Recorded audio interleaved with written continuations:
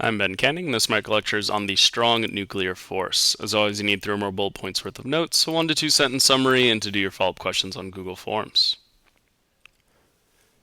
So if we look at this image, imagine it as the nucleus of an atom. We've got some protons, we've got some neutrons, and neutrons are neutral, so they tend not to really do anything. But protons are positive, and we can start to think about, well, if they're both positive, or if all the protons are positive, and they repel each other, why is it that they aren't like repelling and breaking apart? Why is it that a nucleus even exists? Wouldn't it normally just break apart if they can repel like that?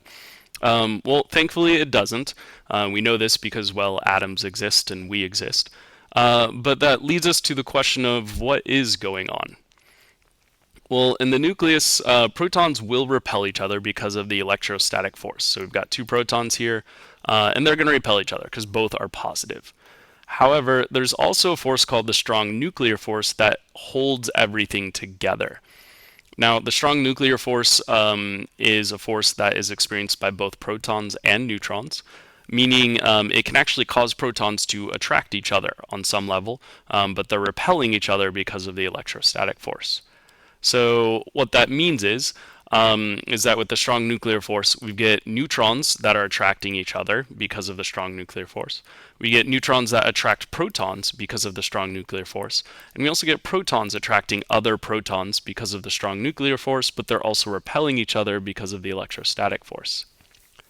Now, the strong nuclear force only works at extremely short distances, so we've got the idea that this neutron is really only attracting a few things around it.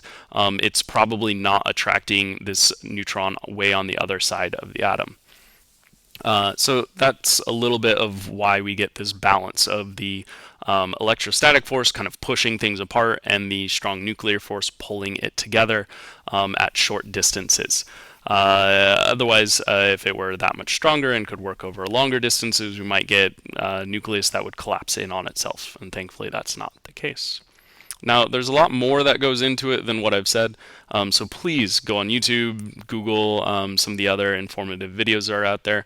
Many of them are much more in depth than this. That's it. 3 or more bullet points worth of notes, 1 to 2 sentence summary, and please do your follow-up questions on Google Forms.